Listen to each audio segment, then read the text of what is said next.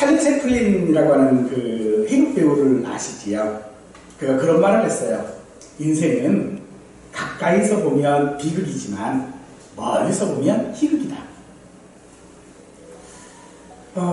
이 이야기는 우리 인생을 바라보는 어떤 위치와 관점에 따라 같은 상황이라도 달리 보인다라고 하는 그런 말일 것입니다. 아픈 것도 마찬가지인 것 같아요. 우리 주변에 참 아픈 사람들이 왜 이렇게 많이 있는지 모릅니다.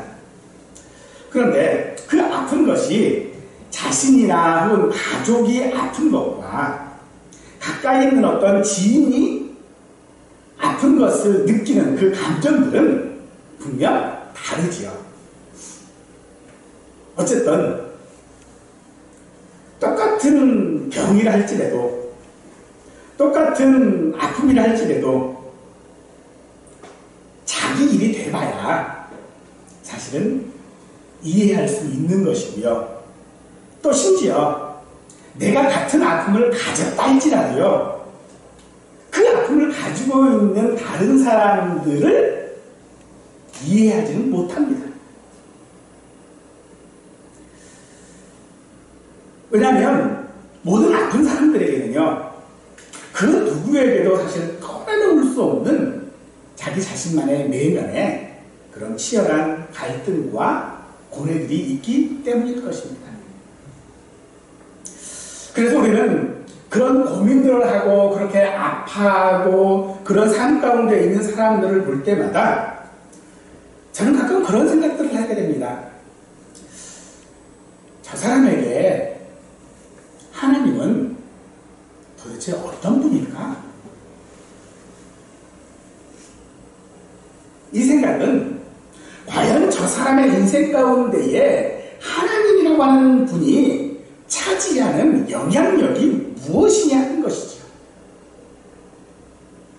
이런 질문은 지금까지 욥의 절기로 우리는 살펴보았고요. 또 저나 여러분들의 공통된 질문이기도 할 것입니다. 도대체 하나님은 나에게 어떤 분입니까?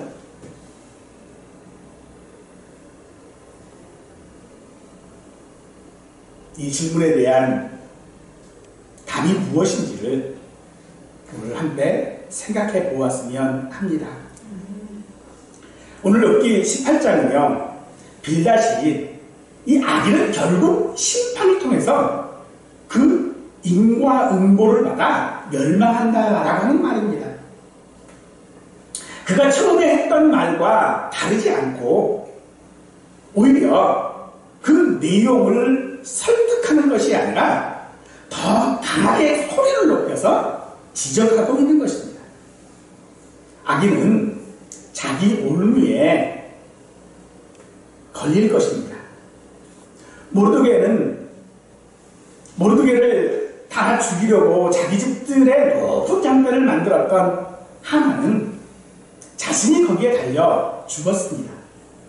또 다니엘을 모함해서 사자굴에 던져 죽게 하려 했던 그의 동료들은 오히려 그 처녀들과 함께 사자굴에 던져 죽었습니다.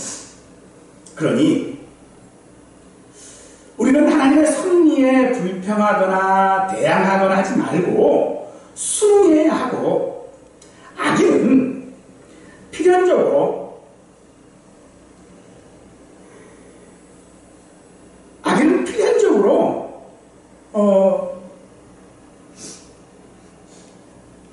하나님의 심판을 받을 것이니 바르게 살아야 되고 선하게 살아야 한다라고 빌닷은 말하는 것입니다. 그의 말은요, 당연한 말이고 바른 말이고 논리가 분명한 말입니다. 그래서 그 논리에 수긍하지 못하는 욥과 같은 사람은 악인이라는 것입니다. 그리고 그런 사람은 망한다. 그의 처소는 흔적도 없어진다. 그는 후손도 없다. 모든 사람들이 보고 다 놀랄 것이다. 빌닷은 자꾸 이런 이야기들로 그 무시무시한 경고를 지금 반복하고 있는 것입니다. 그러면서 욥이 지금 당하고 있는 그 고난들을 보니 그 말이 사실이다. 다시 한번 확인하는 것이다 라고 말합니다. 우리는 권선징악과 인과응보에 따라 하나님께서 행하신다라고 하는 이 빌닷의 말이 틀리지 않았음을 잘 알고 있습니다만, 우리가 알고 있는 하나님, 내가 믿고 있는 하나님은 우리의 그런 이해의 범주에 제한하려고 하는 것은 잘못이다라고 하는 사실을 또한 우리는 욥의 마지막을 통하여 잘 알고 있기도 합니다. 그러므로 욥은요, 현실에 붙잡혀 하나님을 이해해야 하는 것이 아닙니다. 하나님은 영원하신 분이시고 전지전능하신 분이시기에 사람의 이성이나 생각에 다 담을 수 없고 설명할 수도 없고 알 수도 없는 분입니다. 다만 그 일을 하시는 분이 하나님이시라면 그것은 분명 합력하여 선을 이룬다라고 하는 소망 중에 우리는 그저 인내하는 것일 뿐인 것입니다. 그러나 그런 욥의 모습이 빌닷에게는요, 자기 몸을 갈기갈기 찢는 자악처럼 보였고, 화가 나서 스스로를 마개하는 그 길로 몰아가는 성질 못된 자로 보였던 것입니다. 여러분, 지금 우리는 내 주변에 있는 사람들에게 어떤 모습으로 비칠까요? 또 지금 내 모습은 하나님께 어떤 모습으로 보여질까요? 빌닷은 자신이 알고 있는 것과 경험한 것들을 통하여 자신들의 그런 위로와 충고가 옳은 것이라고 합니다.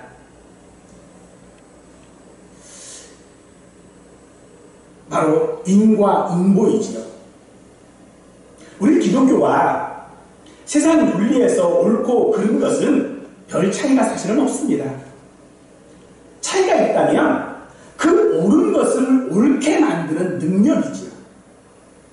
세상은 그 옳은 것이 무엇인지 잘 알고는 있습니다만 옳은 것을 옳게 만드는 능력은 없습니다.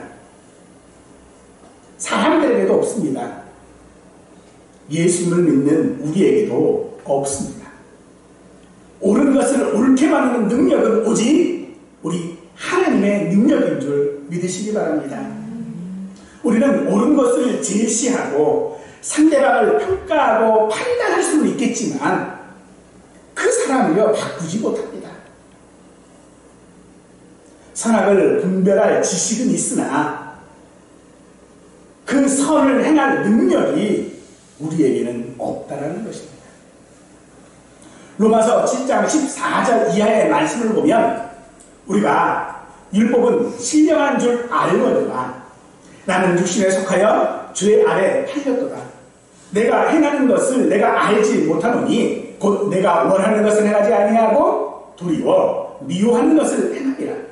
만일 내가 원하지 아니하는 그것을 행하면 내가 이로써 율법이 선한 것인 줄 시인하니 이제는 그것을 행하는 자가 내가 아니오 내 속에 거하는 죄이라. 선악을 분별하는 지식과 도덕이 필요 없다라고 하는 것이 아닙니다. 아는 것을 실제로 할 수 있는 것을 아니면 선을 행할 능력이 없다라고 지금 말하는 것입니다. 우리에게 그래서 하나님의 은혜가 필요한 줄 믿으십시오. 그 은혜를 하나님께서는 자기를 찾는 자에게 주신다라고 하는 것을 우리는 알고 있습니다. 문제는 아는 것이 전부가 아니라는 말입니다. 하나님은 아는 것으로 전부로 알고 있는 우리들을 위하여 하나님은 탄식으로 우리가 구하지 못하는 것을 대신 기도하십니다. 따라서 믿음은요, 행할 수 있을 때 진짜 믿음이 되어지는 것입니다. 우리에게 필요한 것은 갈등을 이길 의지나 더 큰 어떤 지식들이 필요한 것이 아닙니다. 할 수 있는 힘이 있어야 하는데 그 힘은 오직 하나님께서 허락하셔야만 가질 수 있는 것입니다. 우리가 옳은 것을 알면서도 행할 능력이 없는 것은요, 우리가 죄인이기 때문입니다. 이 사실을 아는 것도 세상과 성도의 차이라고 할 수 있겠지요. 죄인인 줄 모르면요, 죄책감이나 고민도 없을 것인데 해결할 능력이 없어서 탄식할 수밖에 없는 것이 우리의 현실이라는 것입니다. 우리는 규칙에 매여 있는 자가 아닙니다. 하나님께 붙들려 있는 자입니다. 종이 아니라 자녀라는 것입니다. 그러므로 옳다라고 하는 것을 법칙으로만 가지고 있지 말고 그 법칙을 만드시고 시행하시는 하나님께 우리는 붙어 있어야 하는 것입니다. 빌닷은 욥의 상황을 보고 욥을 판단했습니다. 욥이 부자일 때는요, 그 옆에만 있어도 도움이 돼요. 어떤 권력을 가지고 있는 사람들, 어떤 힘을 가지고 있는 사람들을 아는 것만으로도요, 세상을 살아가는데 힘이 되는 경우들이 우리에게는 많이 있지요. 그것처럼 욥은 부자였을 때는 누구든지 욥 곁에 가고 싶어 했어요.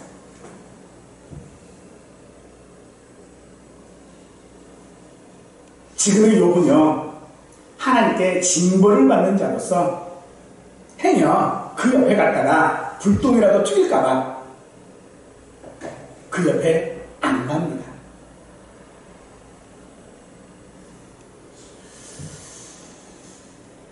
지금 빌닷이 그러는 이유가 무엇입니까? 지금까지 자기가 알던 욥은요,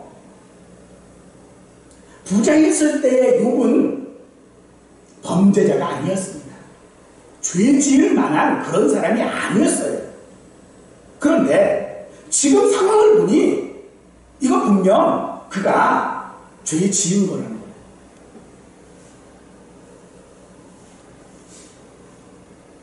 여러분, 오늘 우리에게 있어서의 믿음도 마찬가지 아닐까요? 내가 잘 나가고요, 내가 하나님마다 다 잘 되고요, 내가 건강하고요, 어려운 일이 없고 그러면요, 믿음이 좋은 것 같아요. 누구든지요, 제 옆에 있고 싶어 합니다. 그런데 그러던 내가 사업이 실패하고 하던 일이 잘못되고 병이 나고 그러면요, 사람들이 내 옆에 안 와요. 있던 사람도요, 떠나가더라고요. 그리고 그들은 생각합니다. 분명 저 사람은 믿음이 없어.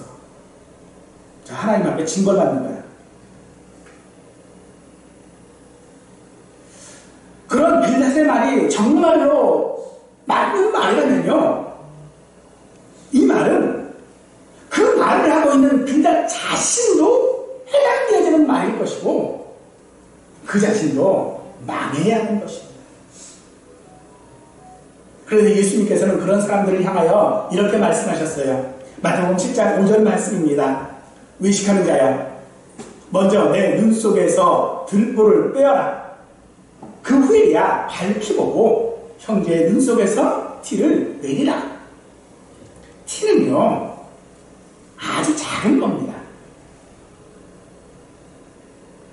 들보는 기둥이에요. 뭐가 더 잘 보일까요? 분명 기둥이 잘 보여야 되잖아요. 그런데 왜 기둥을 못 보고 티만 볼까요?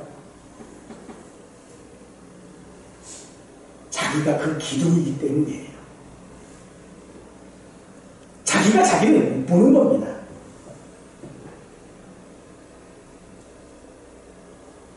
등보가 크고 티가 작다라고 하는 것은 누구나 아는 사실이지만 보지 못하니까 자기가 등보인 줄 모르는 것입니다. 그러므로 등보는요, 그냥 자기 상상 속에만 있어요. 아니, 오히려 상대방의 티가 등보처럼 보이는 겁니다.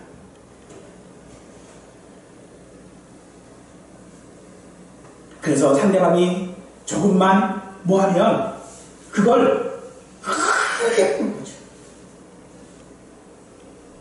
사랑하는 성도 여러분, 우리는 하나님께서 하시는 일에 대하여 판단하는 아무런 지식도 능력도 자격도 없습니다.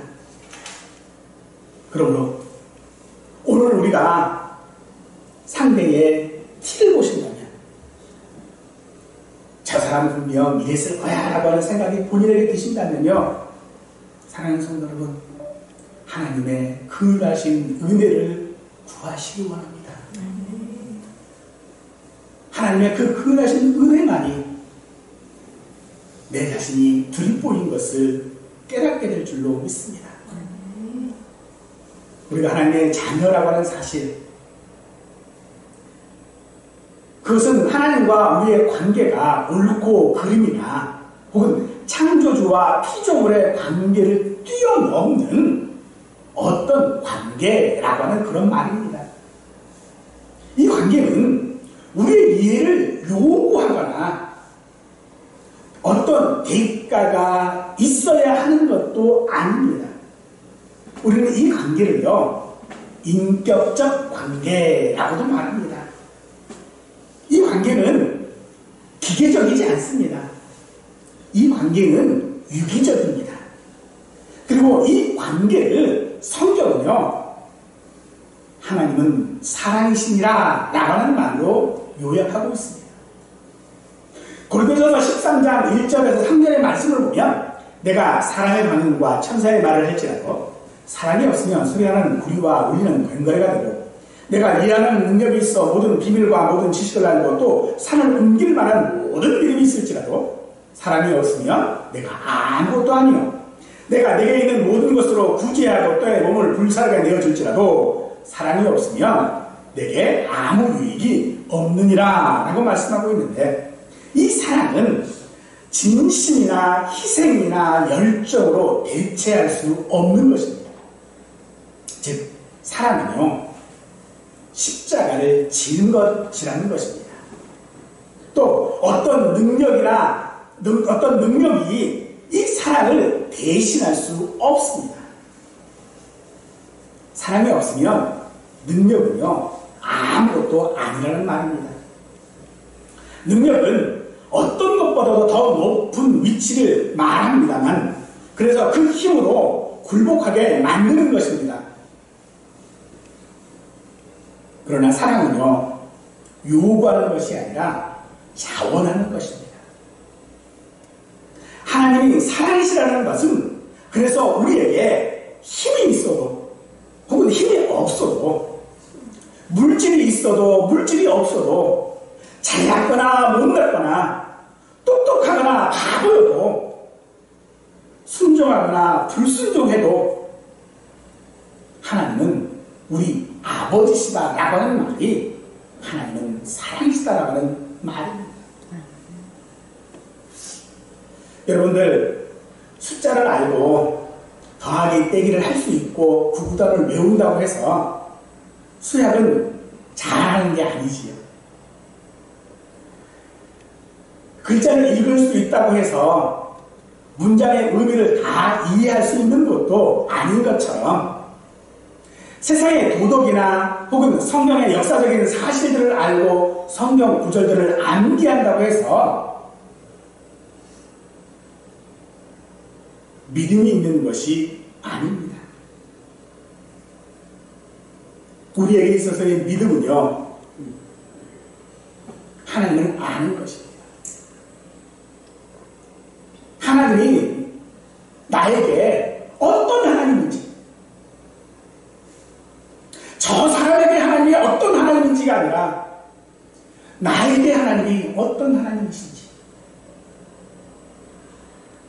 그것을 알고 그 관계 속에 있는 것이 믿음입니다. 우리는 믿음을 자꾸 오해합니다. 마태복음 25장에 보면 달란트 비유로 우리가 알고 있는 비유가 있습니다. 그 중에 한 달란트를 맡긴 자가 있는데 우리는 이 달란트 비유를 통하여 무엇이든지 남겨야 한다라고 자꾸 오해를 합니다. 즉 믿음을 남기는 것이라고 생각하는 거예요. 그것도 갑절로 남겨야 한다면 누가 할 수 있을까요?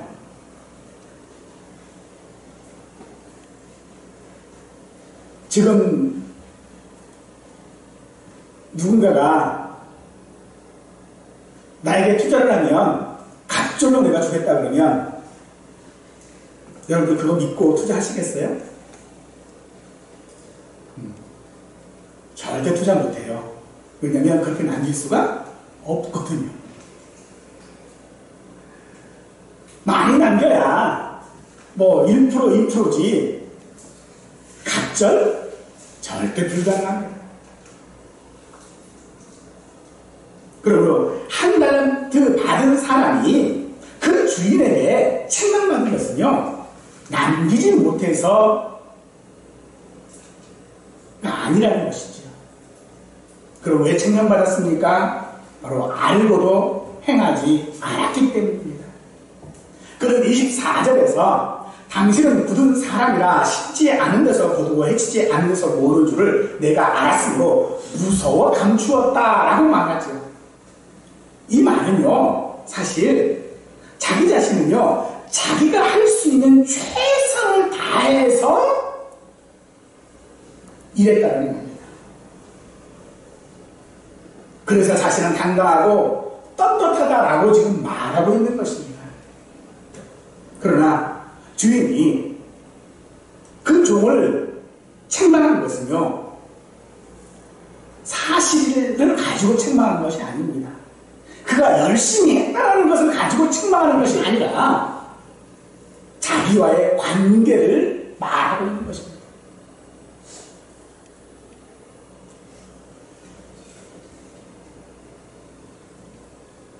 자신과의 관계가 그 종에게는요 아무것도 아니었다는 거예요. 그저 무서운 주인이에요. 내가 이 일을 하면 상을 주고 하지 못하면 벌을 주는 그런 주인입니다. 그렇기 때문에 자신에게 주어진 책임만 다하면 되어지는 그런 관계였다는 것이지. 그냥 자기 할 도리만 나는 내 할 도리 다 했다. 이 말입니다. 하지만 여러분 할 도리는 다 했다라고 하는 것이 책임을 다했다라고 하는 말은 맞겠지만 관계 속에서 그 말은 사실 옳은 말은 아닙니다. 그러므로 이 주인의 말은 그겁니다. 내가 무슨 일을 하든지 간에 그 일에 사랑이 빠져버리면 그건 아무것도 아니라는 거죠. 하나님께서 우리에게 하시는 일도 마찬가지라는 겁니다. 하나님께서 할 도리를 다 하셨다라고 한다면 우리는요 이 저녁에 다 망할 수밖에 없습니다. 근데 하나님은요 하나님의 할 도리를 안 하셨어요. 우리가 죄인이기 때문에 죽어야 하거든요. 망해야 하거든요. 그런데 하나님은 하나님의 할 도리를 하실 수가 없어요. 왜요? 우리를 사랑하시는 거예요. 그래서 하나님은 사랑이신 것입니다. 우리는 사실 다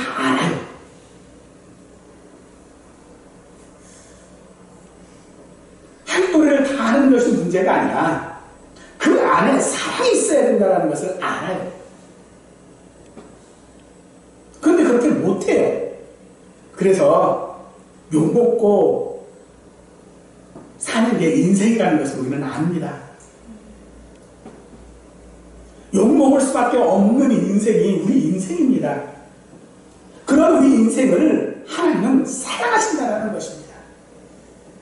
그 사랑이 예수님을 십자가에 죽게 하셨습니다. 하나님께서 그 자리, 그 십자가의 자리로 우리를 불러 그 사랑을 확증했다고 로마서 5장 8절은 말씀합니다. 우리가 아직 주인 되었을 때에 그리스도께서 우리를 위하여 죽으심으로 하나님께서 우리에 대한 자기의 사랑을 확증하셨느니라. 내가 망하지 않은 거, 내가 아직 죽지 않은 거, 하나님이 나를 사랑한 증거인 줄 믿으시기 바랍니다. 어느 드라마에서 그런 얘기를 하더라고요. 코끼리를 냉장고에 넣는 방법. 코끼리가 커요? 냉장고가 커요? 분명 코끼리가 크죠? 근데 그걸 어떻게 냉장고에 넣겠어요? 간단하더라고요. 문을 연다, 코끼리를 넣는다, 문을 닫는다. 그러나 방법이 쉽다고 누구나 할 수 있는 것은 아닙니다. 우리의 고통을 코끼리라고 생각을 하고 하나님의 사랑을 냉장고라고 한다면 우리는 어떻게 할까요? 우리에게 능력이 없어요.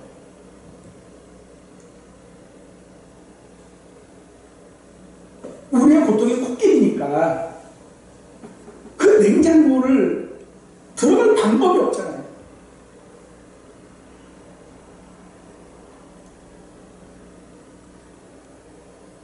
근데 방법이 딱 하나가 있어요. 냉장고를 코끼리보다 크게 하면 돼요.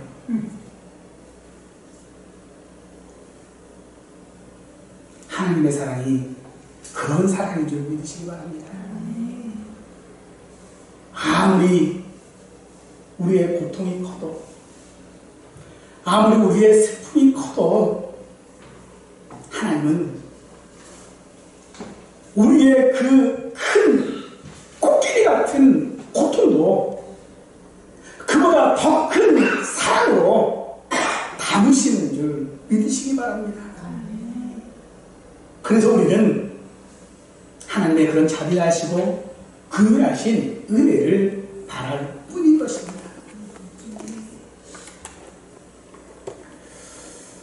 그런데 정말로 우리는 그런 하나님의 사랑을 지금 바라고 살고 있습니까? 사실 우리는요, 하나님의 사랑보다 세상에서 안전하고 평안하고 누리는 것들을 더 원합니다. 그래서 그 사랑으로 부르시는 그 자리와 과정을 오히려 고통이라고 실패로 오해한다는 것이죠. 그래서 우리의 삶 가운데 고난은, 어려움들은 오히려 무력감과 절망감들을 동반하게 되어집니다. 우리는 다른 사람의 슬픔을 바꾸거나 완화할 수 없을 뿐만 아니라 내 자신의 슬픔을 달래기 위해서 할 수 있는 것이 아무것도 없습니다. 그래서 욥은 그런 우리의 슬픔과 고통과 고뇌 등 우리의 속내를 하나님께 표현하라고 합니다. 더 나아가서 고난의 위에 닥쳤을 때 우리 자신을 가혹하고 가학적인 자기 점검으로 자신을 몰아가지 말라고 말하는 것입니다. 내가 이것을 잘못해서 그랬지, 그러고서 내 자신을 죽임으로 몰아가지 말라는 겁니다. 물론 그렇다고 해서 책임이 우리에게 없는 건 아니에요. 내 잘못이 사라지는 것도 아닙니다. 그런데 그 잘못에 빠지지 말라는 겁니다.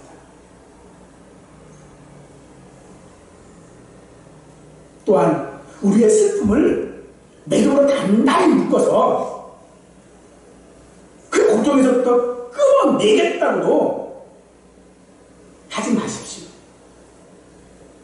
물에 빠진 사람이 스스로 빠져나올 수는 없습니다.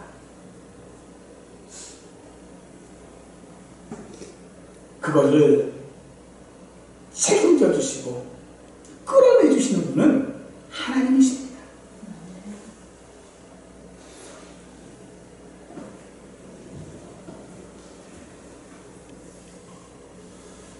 그 하나님을 우리는 믿어야 합니다. 요한복음 14장 1절 말씀은 너희는 마음에 근심하지 말라. 하나님을 믿으니 또 나를 믿으라 라고 하셨지요. 내가 가지고 있는 내 잘못으로 인한 여러 환난들, 고통들, 때로는 내 잘못이 아님에도 불구하고 오는 어떤 어려움들, 다 그런 것 가지고 근심하지 말라고 하십니다. 하나님께서는 우리에게 그것에 대한 책임을 지라고 하지 않으신다는 것입니다. 우리에게 인내하라고, 죄값이니 참고 견디라고 하시지 않습니다. 우리에게요, 회개하라고도 하지 않습니다. 하나님께서 우리에게 요구하시는 것이 무엇입니까? 그것은 너는 이렇게 해라 저렇게 해라 라고 하는 것이 아니라 믿으라는 것입니다.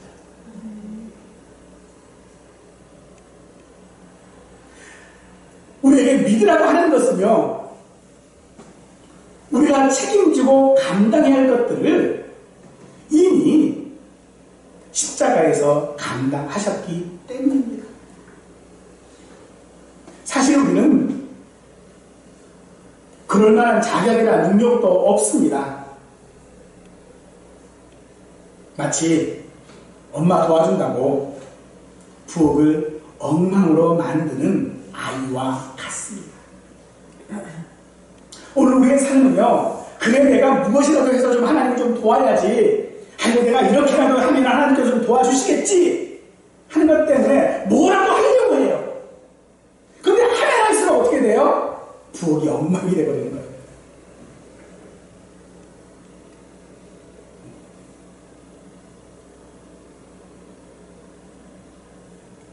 그냥 뭐 한다고 해가지고 밀가루 반복해가지고 그냥 부엌에다 다 널려놔요. 그냥 막 여기저기 다 해요. 근데 그게 왜 그래요? 내가 뭘 하려고 그러는 거예요. 내가 능력이 없는데, 내가 실력이 없는데 자꾸 그걸 하려고 그러는 거죠. 그런데 예수님께서 우리에게 믿으라고 하시는 것은요, 그렇게 엉망이 된 부엌을 보고서 걱정하지 마, 괜찮아 라고 말씀하시는 겁니다. 이런 말은요, 책임질 수 있는 능력이 있는 사람만이 할 수 있는 말입니다. 우리 주님은 이미 십자가에서 다 이루었다라고 선언하셨습니다. 이미 그 책임을 지겠다라고 하시는 것이 아니라 졌다라고 말씀하십니다. 엉망된 부엌을요, 이미 다 깨끗하게 다 만드십니다. 엉망된 부엌이 예수님과 우리와의 관계를 깨트릴 수 있는 그 어떤 것도 아니라는 것입니다. 여러분들, 우리가 흔히 높게 생각하는 높은 어떤 가치를 두고 아름답게 하는 보석들 있지요. 뭐 다이아몬드, 사파이어, 뭐 에메랄드. 사실 그 보석들은요, 돌멩이입니다. 돌멩이였어요. 그런데 누군가가 그 돌멩이의 가치를 알아보고 가공을 해요. 그리고 그걸 보석으로 만들지요. 하지만 보석은 아무 돌멩이라도 만드는 것이 아니라 반드시 원석이어야 하지요.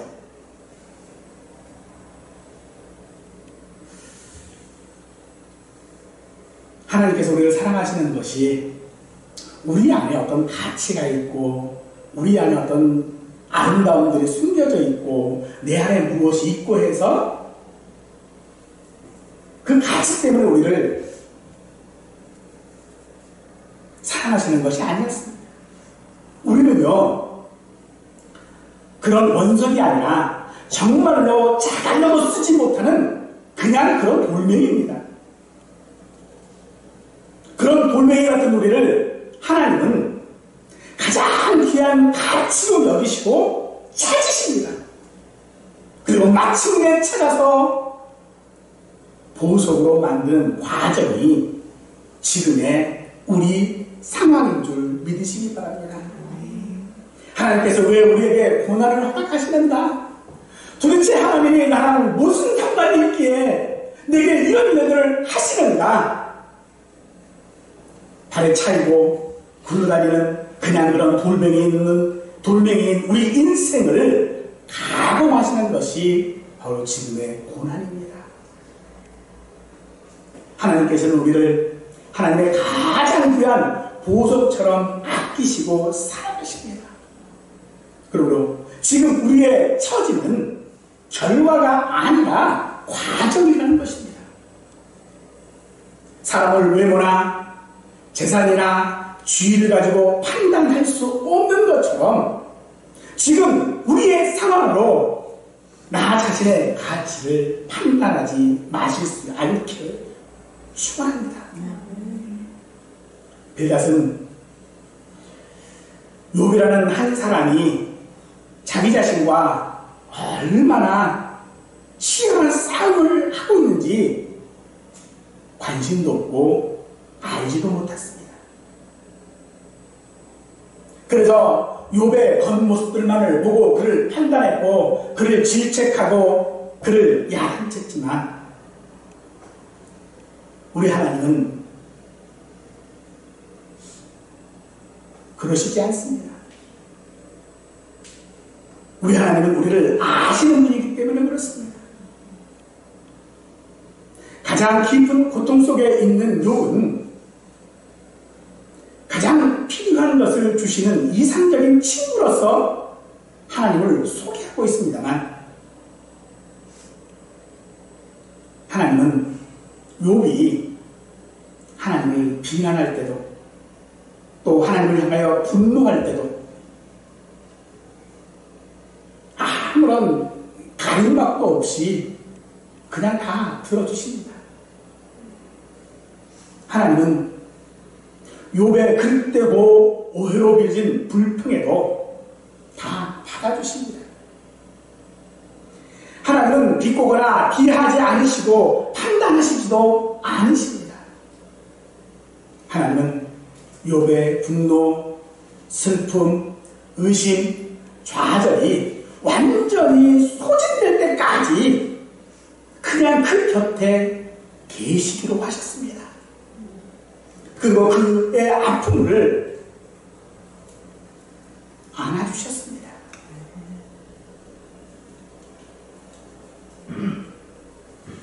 여러분, 우리의 삶은 하나님과 가까이 하면 희극이고요. 하나님과 멀어지면 비극인 줄 믿으시고 내 삶을 하나님의 그 하나님의 사랑으로 담아내시는 그 은혜를 감사할 수 있는 저와 우리 모두가 되시기를 간절히 축원하겠습니다.